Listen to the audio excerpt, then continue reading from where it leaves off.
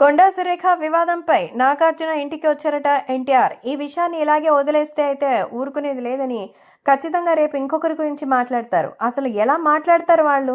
Telugu cinema ఇండస్ట్రీలో పనిచేసేటువంటి ఆడవాళ్ళ గురించి ఇంత చీప్గా మాట్లాడాల్సిన అవసరం లేదని, మరి కుటుంబాన్ని ఉద్దేశించి కూడా ఆమె చేయడం చాలా బాధాకరం.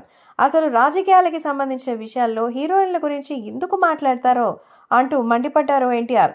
అందుకే ఈ విషయం గురించి ఏదో ఒకటి తేల్చాలని సినిమా ఇండస్ట్రీ ఇప్పుడు టాలరేట్ చేసే పరిస్థితిలో అయితే లేదు.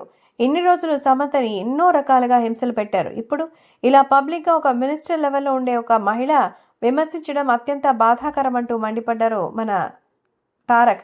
సో ఈ సందర్భంగా ఈ విషయంపై గౌరవంగా ఉండాల్సినటువంటి హోదాలో ఉన్న వీళ్ళు ఇంత నీచమైనటువంటి నేరారోపణలు చేయడం చాలా బాధాకరమని, ఒకరినొకరు గౌరవించుకోవాలి, పరిధులు దాటి ప్రవర్తించకుండా ఉండేందుకు మరి ఖచ్చితంగా ఈ విషయాన్ని మళ్ళీ లేవనెత్తాలని, ప్రజాస్వామ్య భారతదేశంలో ఇలాంటి నిర్లక్ష్యమైన ప్రవర్తనని ఏమాత్రం హర్షించదంటూ ఎన్టీఆర్ తీవ్ర ఆవేదన వ్యక్తం చేశారు.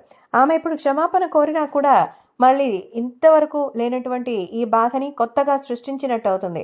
నిజంగానే మళ్ళీ ఇది జరిగిందా అన్నటువంటి ఒక ఊహాగానం మొదలవుతుంది. ఇంతటి దారుణమైన వ్యవస్థలో ఉన్నప్పుడు ఒక మహిళ మీద ఇంత నీచమైనటువంటి వ్యాఖ్యలు చేయడం వల్ల ఎలాంటి ఇబ్బంది కలుగుతుందనేది ఒక్కసారి ఊహించుకోవాలి. కాబట్టి సోషల్ మీడియాలో సైతం ఇప్పుడు ఎన్టీఆర్ అలాగే నాగార్జున ఇంటికి వెళ్ళి ఈ విషయం గురించి మాట్లాడినట్టుగా అయితే తెలుస్తోంది.